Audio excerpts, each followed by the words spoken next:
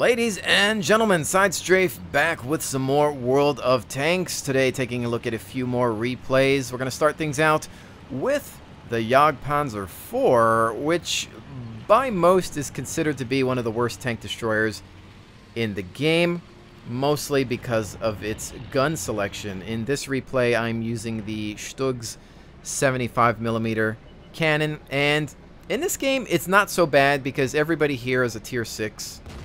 KV-1S spotted for the 140, but we see him looking at us with that large cannon. I think I'm going to back up a little bit. So, yeah, the gun selection, not great. You've got the Stug's 75mm, and then you can choose to use an 88, which is going to give you more damage, but you're going to have a longer reload time, less accuracy, and less penetration. So it's not always ideal, but sometimes, if you can aim at weak spots, it'll get the job done. So, anyways, looking at the game in hand, we're just trying to keep that corner pinned. T1 heavy there, lovely target to fire at because he's the size of a barn. But we're going to switch to the VK. He's showing his side. He's wanting to back up there, but boom, right into the track. And I'm thinking, you know what, maybe we can pull a track damage routine on him. All right, so there's another one. Everybody else is letting him have it as well. There's another into the track, also causing damage.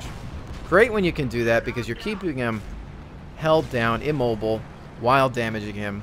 And it's one of my favorite things to do in this game. So there's that T1 again. We know that that side armor is just super soft. Trying to get a shot in there. Maybe going for some tracks as well to keep him out. Looking at maybe just damaging his other track as well. Because I know from that front part there where he's got it angled, that's a tough pen. I am missing a couple shots as well. He's going to back off. We managed to track him again. But I'm looking at that VK. I'm thinking about maybe doing the same thing I did to the last one with track and damage. So while the shots go out there, I think some of my allies out here are having some trouble. You can see we lost the KV-1 and the Wolverine. Another shot's about to go out. Looks like the TOG 2 actually finishes him off. So here's our TOG. He's already been halved. There's a KV-1S throwing another shot into him. The only thing really keeping that thing alive is the hit point count. So the TOG 2 is immobile, but the KV-1S has a super long reload time. I'm just holding this position just in case something else wants to pop around that corner. Still dealing with the T1 heavy as a threat. TOG retreating. Artillery fire inbound. Shot out at the KV-1S via the TOG. He's definitely a one-shot to most vehicles here now. T1 pops out. I tried to take a quick shot there, not really taking the time to aim, missing it, really regretting that because now he's backed off. That would have been an easy kill right there. I'm kind of hoping he shows his face again. There you can see some artillery downrange. Taking a look at the mini-map, we don't seem to have a really good spread, so my confidence in this battle is low. I'm waiting to see who's going to make the move. Will the T1 heavy pop back out again? Or is that KV-1S going to make an approach? Artillery still trying to grab the T1. There's the T1. Done. Finishing him off as he pops out. Almost forgetting that I was up here. But still at 600 health. There's the KV-1S. Looking at the TOG. Easy kill because of the TOG silhouette. I go to rush in on the KV-1S. Reaction shot. Manages to track him. Flips him around. But I know he's got a long reload time. Shot out into the side. Finishing him off, and that's the advantage to playing some of the other tanks. You know what they have equipped. I know all about that gun. I know that within that reload time that I could get 2 shots off at least. And woo, that was definitely intense for me. I knew I had to charge him. And I'm being asked in the chat here if I was actually going to upload this video. At the time, I think I say I doubt it. I wasn't really too sure about it, but obviously here we are.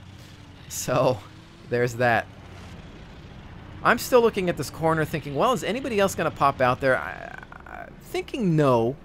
I haven't seen anybody else in a while since we killed the T1 heavy, so I think we're clear here. But if you see, we've only got a Hellcat, myself, an AT-2, and a piece of artillery. The AT-2 is quite a ways out. Let's take a look at this map here. He's going to be surrounded, and he's finished there. Wasn't in a good position, and as we know, that thing is slow as molasses. Not really going to go that far. The Hellcat is a good contender, mostly because of his gun. But in regards to armor, we're not fantastic, and we're fighting against Mostly heavy. Yep, all heavies and one piece of artillery. I know that I can still pen all of them, though. I don't have any premium ammo, but I'm still confident about being able to pen them. Although, I do have a lot of HE, maybe a little too much in this game.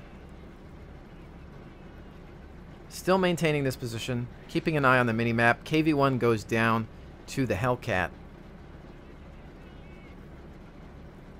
Now we've got the BDR, T-14 and KV-1.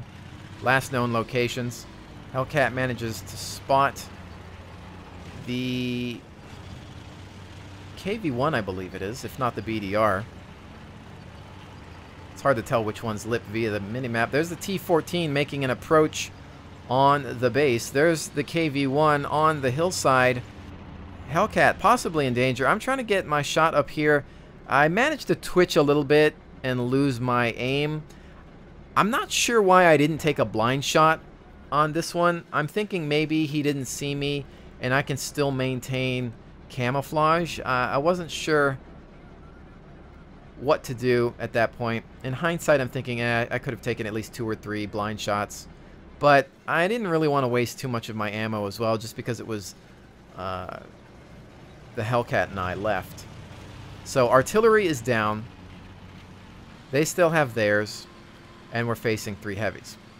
I don't know who this guy is. He's a stranger to me, but I'm thinking, well, let me just shadow him. Let's go back up the ice road and hold the base.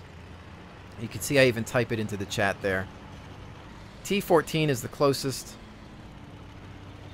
to trying to cap. If the other team is smart, what they'll do is roll together and focus fire us down because our armor isn't fantastic. At this tier, my armor's not bad because if you can see, I've got some really nice slopes there. So I do have some confidence, mostly because I've got all my hit points intact. The Hellcat rolling forward, not really wanting to take the time to move as a team, but you know, whatever. It seems like he knows what he's doing. One-shotting the T-14, obviously not having a full complement of health. So I'm just going to continue getting up to the battle a little late. Obviously, it's hard to keep up with a Hellcat. Extremely fast tank destroyer. One of the fastest vehicles in the game.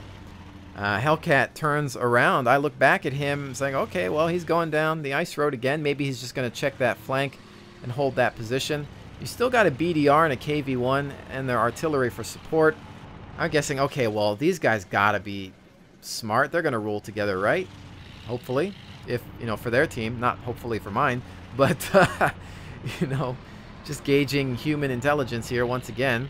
BDR says the BDR crashed as he was spotted by the Hellcat, but then we see the KV-1. I managed to get a shot out on the track there. Nothing. There's one on the track actually immobilizing him.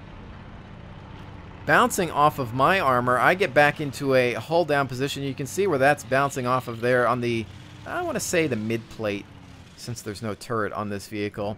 I'm just holding this position. I'm thinking, okay, well, I know I can pen him. I don't know what gun he has. There he is again. I'm gonna test him out because I've got a high rate of fire. I can test his armor.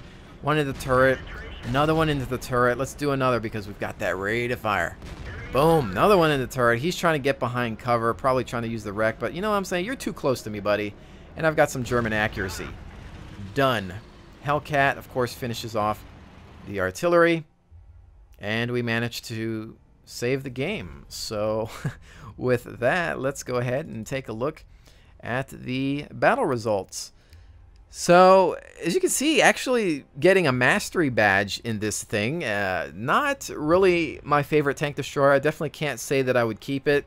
I feel that it's not as horrible as most people make it out to be, but I think that it's kind of bad luck. For some reason, I just get put into some really awkward or bad games. And at lower tiers, when you're the low man on the totem pole, just forget it. Hide in a bush. Try to aim at weak spots. Use your camo net and binoculars to just hit long-range targets and support the rest of the team. Because in that game, sure, you know, it was a decent game. I was a higher tier vehicle. I had a chance. But in some of the others, yeah, it's definitely not something that I want to keep. Looking forward to the Jagdpanther, though. So there's that one. You can see we did quite a bit there to support the rest of the team. 2,144 damage on that. Great rate of fire with that long 75 millimeter. Fantastic gun on the Stug, and does okay when you're lucky enough to get in this type of a match. And there's a look at some of the other stats as well. So let's take a look at the next game.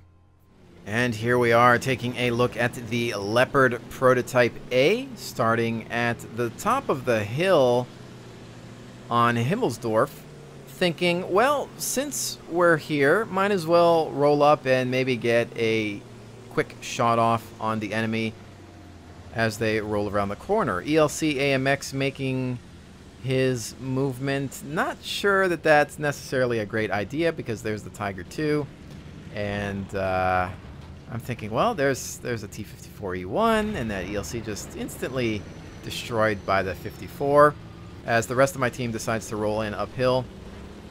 I'm seeing if maybe I can at least get something out of this, because we know that we can't trade too much fire in the Leopard Prototype. Boom, there's a nice well-aimed shot on that T-54E1. I'm backing off to reload. Just a typical tactic, but I'm thinking about looking at the minimap and turning around. You can see these guys everybody's trying to push the T-95 up the hill. I'm going back. I'm going to use this thing's amazing speed to get downhill and relocate, because that's what this thing is all about, relocating and helping the team where it may need it most. And I can see that we've got a Tiger II and an AMX 1390. Not necessarily paying attention to each other. You can see that there's an IS-3 also moving in. Possibly a T-44. The 1390 is down. All that's left is the Tiger II. I'm hoping that he's competent and able to support me. I'm here to just try to keep the flag alive. It's not really a fun job, but somebody's got to do it. Tiger II rolling in. I get a shot out and manage to back up for the reload. There's another shot out, I believe, from the Tiger II. Base capture underway. Tiger II continuing to roll forward. There's an IS-3. As we catch his silhouette, we can see that he's actually not looking at us. Guns up, trying to get a shot in between his turret, maybe hit that ring, jam him up a bit. He's backing off, though. He doesn't want to deal. He's still not looking at me, though. So I use that opportunity to roll forward. The rest of the team is still trying to push that hill. I'm looking at what we've got here. So Tiger II trying to get a shot on that lower plate. Right through. Hoping to set him on fire. Not happening just yet. But we are able to help reset the capture. Now we can also see that there's a T-69 in the background. All we have is this Tiger II. Shot out, hits the seam of his armor there. T-44 on my flank. I notice it on the minimap, so I turn around to engage. His shot out misses. I zoom in a little bit here. Shot right into his flank. And I see that he's going towards the Tiger II. I'm gambling here and hoping that the Tiger II is competent and able to deal with the T-44 on his own, because I'm worried about the flag. I know that if I spend too much time on that 44, it might just be enough to get these guys up on the cap. There's a 34 in the distance. I really couldn't tell if he was in the cap circle or not, how far out he was, but I go ahead and take that shot. You see that tracer just fly by. I'm not sure if somebody had an angle on my track or not. 34 in the distance. I'm looking at the Tiger as well. I'm focusing on resetting the cap. I know I could have tried to hit the 34 again, but I wanted to reset as we're nearing a high percentage here. 68, 69, 70%. Oh, man. I'm switching to heat ammunition. Just trying to shoot at something there. There's a reset on that cap. Taking some damage. I had to use my kit on the ammo rack. Nightmare time, ladies and gentlemen. T-69 rolling forward. Killing my driver. This is the worst thing that you can see. An auto-loading tank in a vehicle that has barely any armor. I throw another shot out just to perhaps keep him at bay. It looks like he's needing to reload now. But I'm like, all right, I don't know what to do. Do I focus on you? Do I worry about the cap? Let's get a shot out. Thankfully, I had some assistance there, it seems, from the Foch. And I'm back on looking at the cap. My driver is down. Not really worrying about that right now. Reloading my next piece of heat ammunition. So we've managed to reset the cap quite a bit here. The Tiger II, I'm guessing, in the Foch, laying down some fire. I believe here I'm about to repair my driver. There's the IS-3. Boom, drive-by shooting on him, right into the lower plate, it looked like. As we try to come around here for a flanking maneuver, as I'm sure they're aware of my previous location. I want to change things up a bit. There's that T-34, quickly dispatched. There's an SU in the distance. I'm thinking about this 122-44 right into the back plate. Extremely weak. As the rest of the team rolls in. T-44 out in the distance. And we're finishing off the SU. The T-44 still alive. I'm not sure if he was able to kill the Tiger II. He was the one that I did not chase down. I gave up on that mostly because I felt like, hey, you know, the flag is more important. But I do remember that this was a game that I had live streamed. I remember being fairly proud of myself because I was able to reset the capture and perhaps save the game. I think you have to sacrifice your fun sometimes for the overall victory or the betterment of the team. And that was a case where I said, look, the Leopard is fast. It's fracking fast. It can relocate. I'm going to be going downhill so I can go even faster than my top speed. So I went for it. We relocated, lickety-split, got in there, threw down some shots, and maintained the area with only the backup of a Tiger II. And then the Foch later joined us because the 1390 had bought it. But, you know, even that 1390, he did buy some time, and that's, you know, that's getting something done there at least. So as we can see here, not a bad game. Second class badge, quite a few credits there. That was, I believe, a daily double for 3,000 flat XP. You can see all the targets that we managed to tag. Not bad at all. 4,046 damage on that one with the Leopard prototype. Fantastic vehicle. I think even though I'm looking forward to the Leopard 1, I still enjoy the prototype enough to want to keep it. Kind of like how I've kept all of the Centurions. But, you know, I think that was a great example of how to use this tank. I think that's what it's built for, in all honesty. I think that it is just great for relocating. I think that it just has that very accurate gun with enough firepower to simply lay down the law. And that, for me, was some pretty aggressive play. A lot of you guys like to say that I'm not aggressive enough. Well, that was a good example of, you know, some of the moments where I feel that aggression is absolutely necessary, because we did have to hold that capture point. But with that said, ladies and gentlemen, I hope you've enjoyed this look at World of Tanks. Had some fun covering these replays, and I will continue to do so.